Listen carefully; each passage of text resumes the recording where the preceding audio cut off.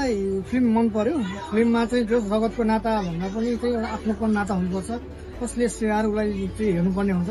तपाईँले कसैले गुण लागेको छ भने भुलेर पनि धोका दिनु हुँदैन भन्ने कुरा हो र जातपात हुँदा माथि चाहिँ मानवता हुन्छ भन्ने कुरा बुझ्यो। यो फिल्ममा जो सबै जातलाई समेटेर बनाएको हुनाले चाहिँ आफ्नै ठाउँको आफ्नै समुदायको जस्तो लाग्यो र मलाई यो फिल्ममा आफूलाई पनि महसुस